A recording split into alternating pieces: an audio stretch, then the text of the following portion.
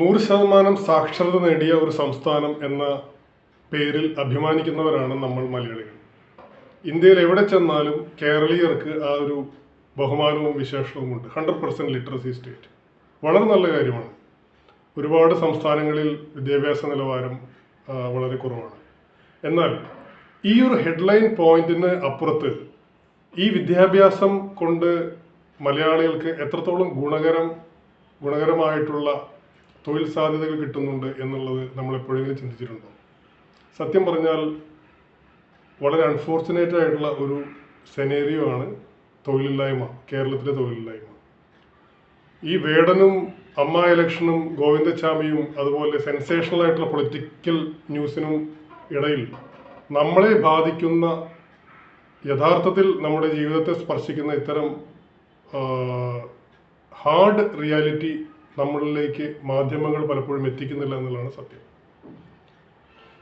ഇത്തവണത്തെ labour survey, ഗവൺമെന്റിന്റെ labour survey നോക്കുകയാണെങ്കിൽ ഇന്ത്യൻ സംസ്ഥാനങ്ങളുടെ ലിസ്റ്റിൽ തൊഴിലില്ലായ്മ ഏറ്റവും ഉയർന്ന സംസ്ഥാനം, അങ്ങനെ ആ ഒരു റാങ്കിങ് നോക്കുകയാണെങ്കിൽ കേരളത്തിന്റെ സ്ഥാനം 3-ാമതാണ്. അതായത് നമ്മൾ ഏറ്റവും ഉയർന്ന തൊഴിലില്ലായ്മ ഉള്ള സംസ്ഥാനങ്ങളിലൊന്നാണ്. ആക്ച്വലി ആൻഡമാൻ നിക്കോബാറും ലക്ഷദ്വീപും മാത്രമാണ് കേരളത്തിനേക്കാൾ കൂടുതൽ തൊഴിലില്ലായ്മ ഉയർന്ന സംസ്ഥാനങ്ങൾ ഇന്ത്യയിൽ. ലക്ഷദ്വീപിൽ ഏതാണ്ട് 36%, ആൻഡമാൻ നിക്കോബാർ ദ്വീപിൽ ഏതാണ്ട് 33% ഉള്ളപ്പോൾ കേരളത്തിൽ തൊഴിലില്ലായ്മ ഏതാണ്ട് 30%. To be very specific 29.9%. ഇതിൻ്റെ ഒരു ഗൗരവം എന്താണെന്ന് നമ്മൾ മനസ്സിലാക്കണം. അതായത് 100 പേരിൽ കേരളത്തിൽ 30 പേർക്ക് തൊഴിലില്ല. തൊഴിലിന് അർഹരായിട്ടുള്ള 30 പേർക്ക് തൊഴിൽ ലഭിക്കുന്നില്ല. ഇത് വളരെ ഗൗരവമേറിയ ഒരു സിറ്റുവേഷനാണ്.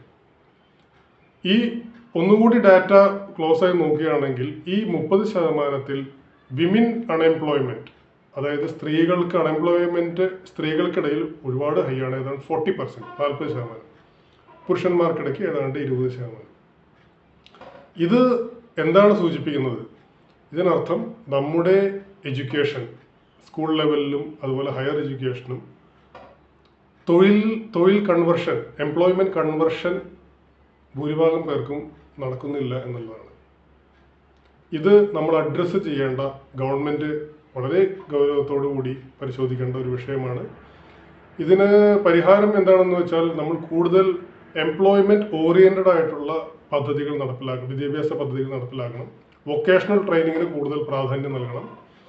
അതുമാത്രമല്ല സ്വയം തൊഴിൽ സംരംഭകരെയും പ്രോത്സാഹിപ്പിക്കണം. ഗവൺമെന്റ് സ്കീമുകളെല്ലാം നമുക്ക് ഒരുപാടുണ്ട്, പക്ഷേ അത് എത്രത്തോളം ഗ്രൗണ്ട് ലെവലിൽ ഒരു ചേഞ്ച് ഉണ്ടാക്കുന്നുണ്ട്, സാധാരണക്കാർക്ക് ഗുണകരമാകുന്നുണ്ട് എന്നുള്ളത് പരിശോധിക്കേണ്ട ഒരു വസ്തുതയാണ്.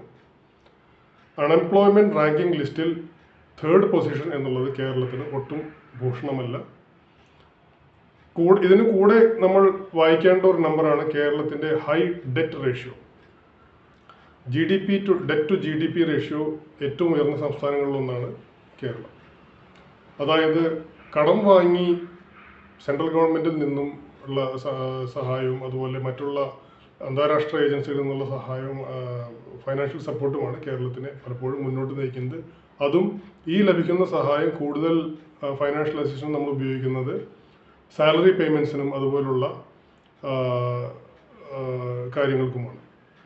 കേരളത്തിൻ്റെ ഒരു സാമ്പത്തിക സ്ഥിതി ഇങ്ങനെ നോക്കുകയാണെങ്കിൽ അതുപോലെ ഒരു സോഷ്യൽ ഹെൽത്ത് വളരെ ഒരു അൺഹെൽത്തി സിറ്റുവേഷനാണ് എന്ന് വേണം ഇപ്പോൾ പറയാം.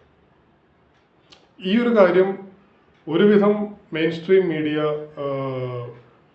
ഹൈലൈറ്റ് ചെയ്യാത്ത ഒരു വിഷയമായതുകൊണ്ടാണ് ഇങ്ങനെ ഒരു ഷോർട്ട് വീഡിയോ ചെയ്യാനും ഈ നമ്പർ അൺഎംപ്ലോയ്മെൻറ്റ് ട്രെൻഡ് നിങ്ങളിലേക്ക് എത്തിക്കാനും ഈ വീഡിയോ ചെയ്യുന്നത്.